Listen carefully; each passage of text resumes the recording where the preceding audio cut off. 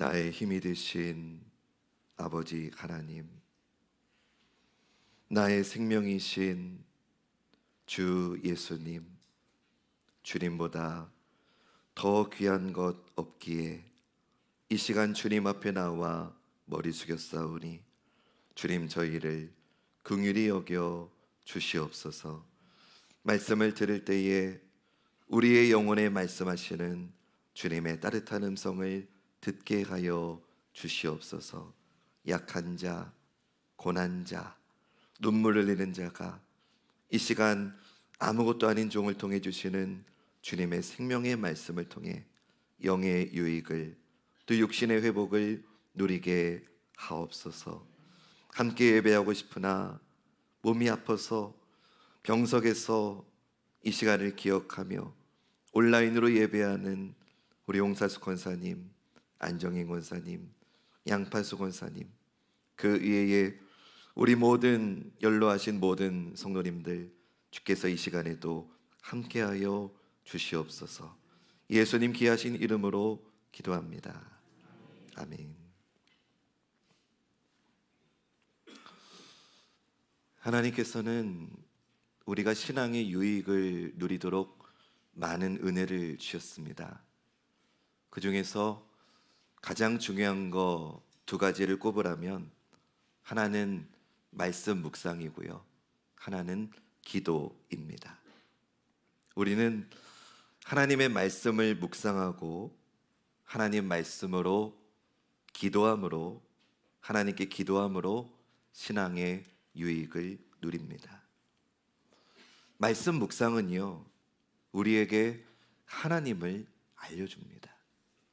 기도는 우리를 하나님께로 이끌어줍니다. 말씀 묵상은 하나님을 알게 합니다. 기도는 하나님과의 인격적인 교제를 하게 합니다. 우리는 말씀 묵상으로 하나님께 나아가고요, 기도로 하나님과 동행합니다. 말씀 묵상은 하나님께서 하신 일을 기억하게 하고요, 기도는 하나님께서 하실 일을 기대하게 합니다. 말씀 묵상은 하나님께서 행하신 일을 감사하게 하고요, 기도는 하나님의 능력에 소망을 품고 하나님을 찬양하게 합니다. 이렇게 말씀 묵상과 기도는 우리 삶에 놀라운 변화를 일으킵니다. 여러분, 우리 인간은 지정의가 있지 않습니까? 지, 하나님을 아는 지성이, 정, 우리의 감성을 일깨워서 하나님께 찬송을 올려드리는 정서적 반응을 이끕니다. 그리고 우리의 지성과 정서가 하나님 앞에 반응하면 의, 이제는 새로운 삶을 살고자 하는 의지적 결단이 우리 안에서 일어납니다. 우리의 지정의 전 인격이 말씀 묵상과 기도를 통해서 하나님 앞에서 새로워지는 것입니다. 이것이야말로 성령께서 말씀과 기도를 통해 우리 안에 행하시는 놀라운 은혜의 역사인 줄로 믿습니다. 그래서 말씀, 기도, 찬송을 통해 우리는 실제로 하나님의 은혜를 경험합니다. 말씀, 기도, 찬송, 이 모든 일이 일어나는 사건이 바로 예배의 자리이죠. 그러므로 여러분, 예배는 단순한 종교 예식이 아닙니다.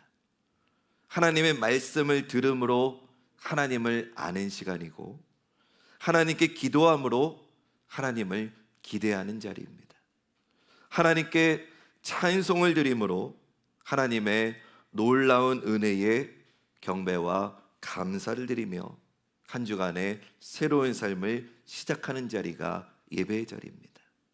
오늘 이 예배의 자리에 말씀과 기도와 찬송을 통한 놀라운 회복의 은혜가 여러분 모두에게 충만하시기를 주님의 이름으로 축원합니다. 다윗은 이스라엘의 왕이지요. 근데 그는 단순한 왕이 아닙니다. 다윗은 하나님을 찬송하는 자였고, 다윗은 하나님을 예배하는 예배자였습니다. 무엇보다도 그는 말씀을 묵상하고 기도하는 사람이었습니다. 또한 하나님을 향한 신뢰를 가지고 믿음의 삶을 살아가는 하나님의 사람이었습니다. 그러한 다윗의 말씀 묵상과 기도와 찬송의 은혜와 능력이 오늘 본문 사무엘하 22장에 그대로 기록되어 있습니다. 사무엘하 22장은 다윗의 노래입니다. 하나님을 향한 찬양입니다. 다윗은 하나님을 찬양합니다. 근데 그 찬양을 보니까 하나님께 다양한 이름을 붙여서 고백하고 있다는 걸 우리는 볼 수 있습니다. 사무엘하 22장 2절과 3절 말씀, 우리 앞에 화면 보시면서 함께 고백해 보겠습니다. 시작.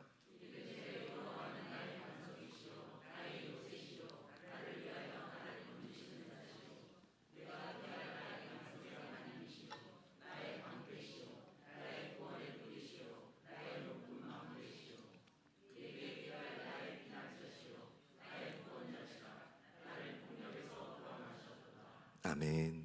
여기 나오는 하나님에 대한 다양한 표현들이 있지요. 반석, 요새, 나를 건지시는 자, 방패, 구원의 뿔, 망대.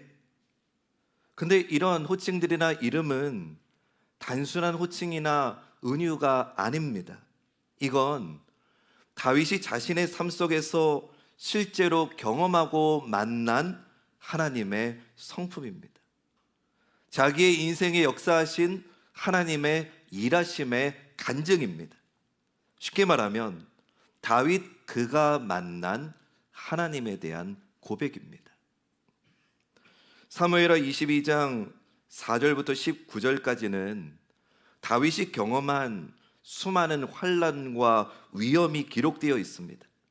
우리는 사무엘서 말씀을 통해서 다윗이 얼마나 많은 어려움을 겪었는지 알고 있습니다. 그 수많은 고통과 시련 속에서 다윗은 하나님을 찬양합니다. 하나님을 경험했습니다. 그 절정의 찬송이 사무엘하 22장 20절 말씀인데요, 그의 인생을 관통하는 고백이고 찬송입니다. 우리 22장 20절 말씀 읽어볼까요? 시작.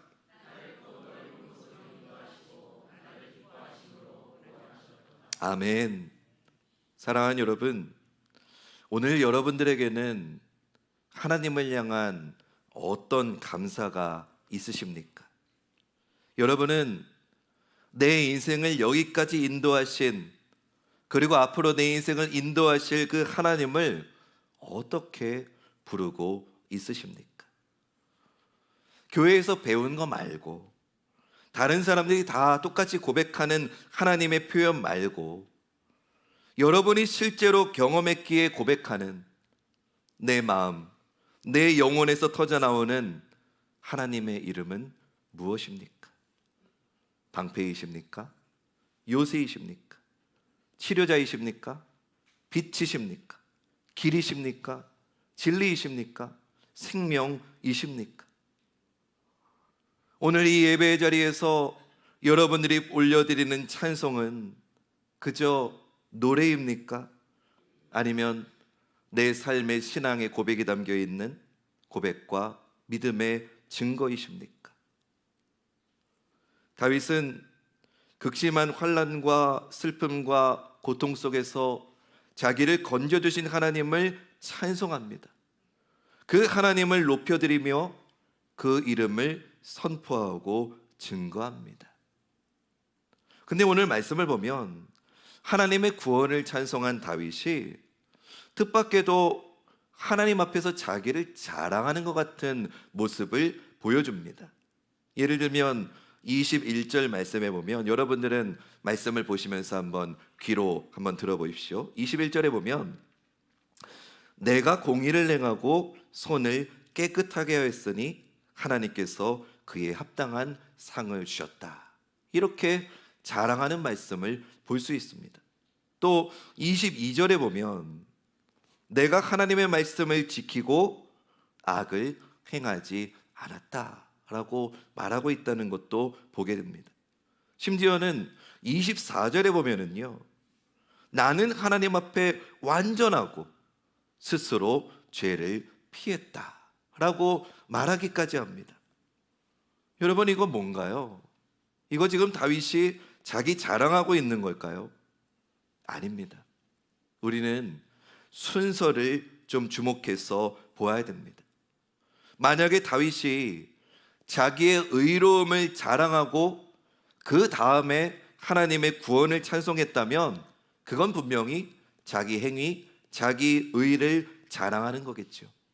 그러나 다윗은 반대로 노래합니다.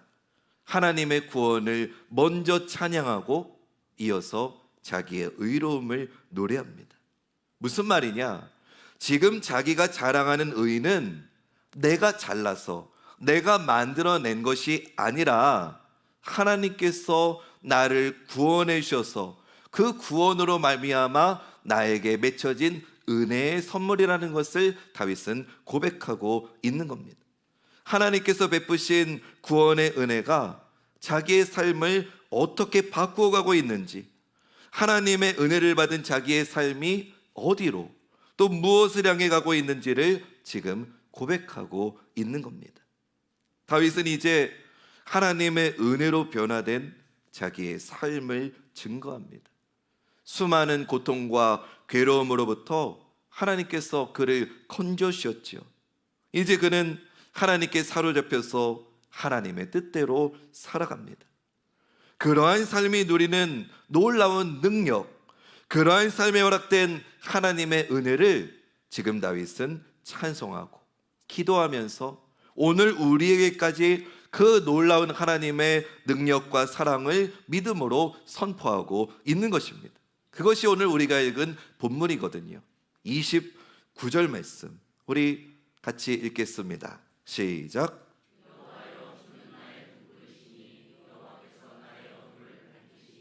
아멘. 다윗 그는 하나님을 등불이라고 고백합니다. 여러분, 하나님은 등불이심을 믿으시기 바랍니다. 정말 그렇습니다. 하나님은 등불이십니다. 하나님은 내 인생의 모든 어둠, 나를 헤매게 하고 소망을 잃어버리게 했던 내 모든 어둠을 빛이신 하나님께서 밝혀주셨습니다. 아무리 어둠이 깊어도 작은 빛을 이길 수는 없지요. 아무리 깊은 어둠도 작은 빛이 비치면 어둠이 물러가지 않습니까? 빛이신 하나님께서 다윗 앞에 그 등불, 그 빛을 비추시자 그의 어둠이 물러갔던 것처럼 오늘 혹시 이 자리 가운데 절망의 어둠 속을 헤매는 분이 계시다면 그분들에게도 등불이신 하나님의 소망의 빛이 비추시길 주님의 이름으로 축원합니다. 그래서 빛이신 등불이신 하나님의 빛으로 말미암아 우리 인생에 내 영혼의 모든 어둠이 물러가기를 다시 한번 주님의 이름으로 축원합니다. 어둠이 물러가자 다윗은 이제 더 이상 나약한 존재가 아닙니다. 가만히 주저앉아 있는 존재도 아니고 문제에 얽매여 있는 존재도 아닙니다. 30절 말씀이 그거를 알려줍니다. 읽겠습니다. 시작.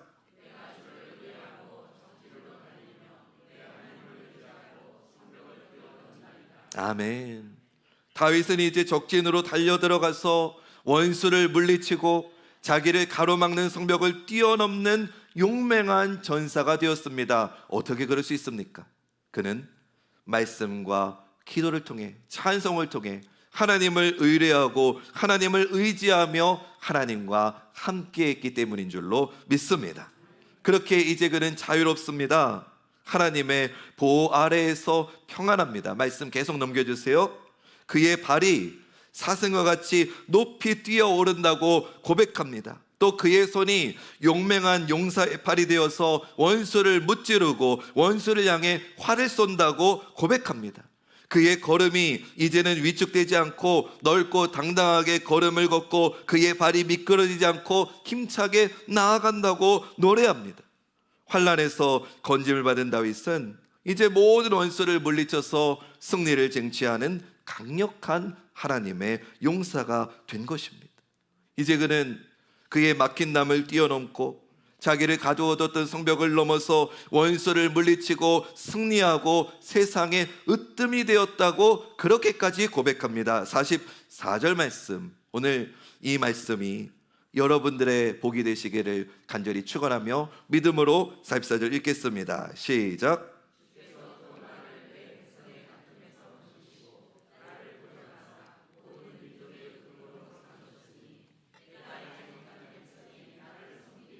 아멘. 이것이 다윗이 하나님으로부터 누렸던 놀라운 은혜이죠. 다윗이 누렸던 승리의 역사입니다.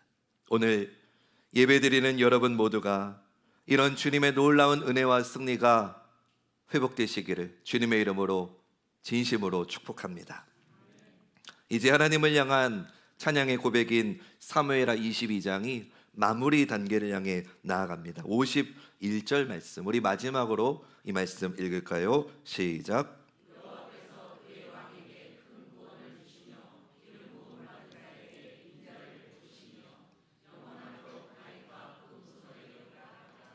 아멘. 근데 여러분, 이 51절에서 조금 표현이 어색한 부분 찾지 못하셨습니까? 지금 앞에서 말했던 이 놀라운 하나님의 은혜를 받은 게 다윗이지 않습니까?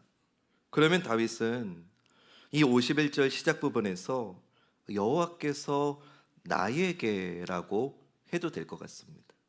자기 자신이 하나님이 세우신 왕이고 자기 자신이 기름 부음 받아 세워진 왕이지 않습니까? 근데 다윗은 여호와께서 나에게라고 말하는 게 아니라 그의 왕에게, 기름 부음 받은 자에게라고 말합니다. 여러분, 이게 굉장히 중요한 부분입니다. 하나님께서 그의 왕에게 큰 구원을 주신다고 다윗이 고백합니다. 하나님께서 하나님의 기름 부음 받은 자, 다시 말하면 메시아에게 인자를 베푸신다고 지금 그는 고백합니다. 그리고 그분은 다윗의 후손이시고 영원히 하나님의 구원과 인자를 받아 누리신다고 지금 다윗은 고백하고 있습니다. 여러분, 이게 무슨 말이냐? 지금까지 다윗이 찬양했던 그 왕은 자기 자신을 가리키는 게 아니었고요, 다른 왕이었다는 겁니다. 자기 백성을 구원하실 다른 왕, 자기 백성에게 새로운 삶을 주실 다른 왕, 자기 백성에게 승리를 주실 다른 왕, 모든 원수와 죄와 사망이라는 최종적인 원수의 공격까지 물리쳐서 당신의 백성에게 새로운 생명을 주실 다른 왕을 다윗은 지금 노래하고 있다는 거죠. 여러분, 이 왕이 누구입니까? 영원한 구원을 베푸신 하나님께서 세우신 그 왕, 영원히 하나님의 인자를 이루실 하나님이 기름 부어 세우신 그 왕, 영원하도록 하나님의 구원과 인자를, 승리를 영원히 이루신 그 왕, 동시에 다윗의 후손이신 그 왕, 그분은 누구십니까? 맞습니다. 바로 우리 주 예수 그리스도인 줄로 믿습니다. 다윗은 지금 예수 그리스도를 믿음으로 바라보며 예수 그리스도를 찬양하고 있는 겁니다. 정리하면 이렇게 되겠죠.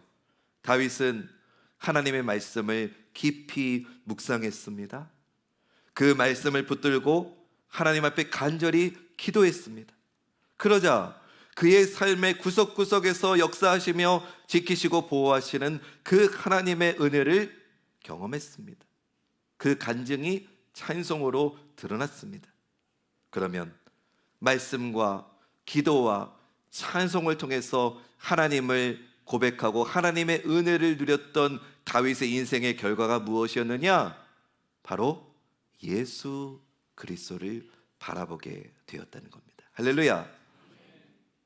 영원한 왕, 영원한 구원자, 영원하고 완전한 승리의 주이신 예수 그리스도를 다윗은 말씀과 기도와 찬송을 통해서 예수 그리스도를 바라보고 예수 그리스도께 찬송과 경배와 영광을 올려드렸다는 것, 그것이 다윗의 고백의 결론입니다.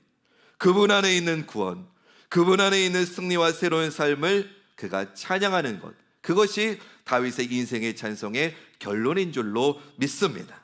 사랑하는 여러분, 우리가 예수님을 그리스도로 믿는다는 건 이 모든 은혜를 소유할 수 있는 은혜의 축복인 줄로 믿습니다.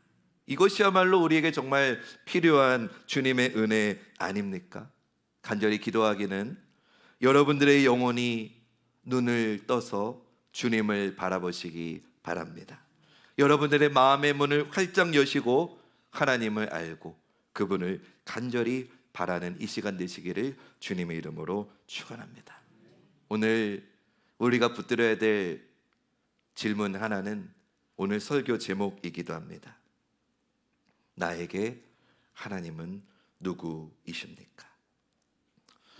여러분들의 인생에 지금 오늘 내가 여기까지 오기까지 나를 인도하신 그 하나님을 여러분은 어떻게 고백하십니까? 교회에서 말하는 신앙 공식 같은 그런 고백 말고 정말 내 평생 나를 인도하신 그 하나님, 여러분은 어떻게 부르고 계십니까? 잠시 제 이야기를 함을 양해해 주시기 바랍니다. 저는 2000년도에 신학교를 들어갔는데요. 다른 좋은 훌륭한 목사님들과 다르게 저는 특별한 부르심 없이 신학교에 들어갔습니다. 상대적으로 원망하고 좀 제 상황에 좀 분노가 가득 차가지고 대학 안 가려고 반포기 상태였다가 어머니가 그래도 한번 신학교 한번 지원해보면 어떻겠느냐라고 해가지고 신학교를 들어갔습니다. 그러니 재미가 없지요. 친구가 없었어요. 처음 입학해서 그 OT 자리에 가야 이제 신입생들끼리 친해지고 친구를 사귀는데 저는 신학교에 뜻이 있어서 간 것도 아니니 그 자리를 가지 않았고 친구도 없이 그냥 오전에 수업 듣고 점심에 1시간 밥 먹는 시간이 있으면 같이 밥 먹을 친구도 없고 또 제가 혼자서 밥을 못 먹거든요.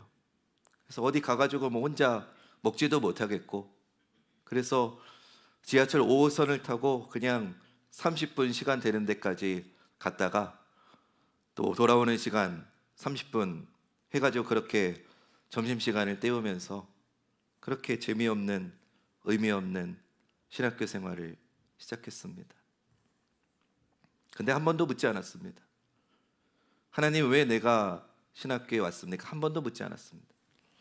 근데 그러던 어느 날 청년 사울보다도 더 신앙을 핍박했던 저희 아버지, 저는 어렸을 때부터 가정폭력이 무엇인지를 체감하면서 컸습니다. 늘 저희 어머니는 두들겨 맞으셨고 저는 늘 그래서 저녁 때 아빠가 돌아올 때 어머니가 집에 안 계시면 늘 불안했습니다.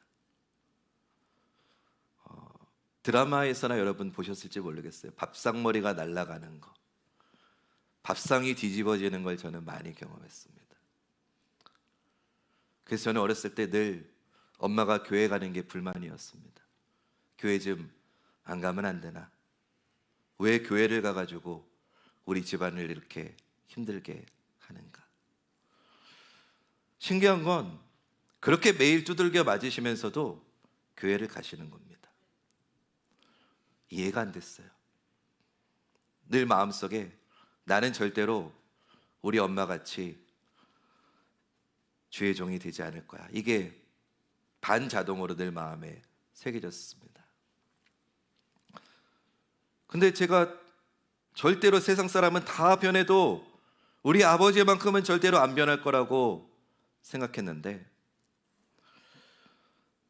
신학교를 들어가서 아무 의미 없이 학교만 왔다 갔다 하고 있는데 아빠가 어느 날 아빠가 좀 교회를 가봐야겠다 마음으로 생각했습니다. 왜? 아니 아들이 그래도 목사를 배출하는 신학교를 다니는데 아빠가 교회를 좀 가야 되지 않겠냐 라고 하면서 교회를 처음 나오셨습니다. 그때 제가 하나님께 처음 물었습니다. 인격적으로 하나님께 처음으로 물었던 것 같아요. 하나님, 이래서 저를 신학교로 부르셨습니까?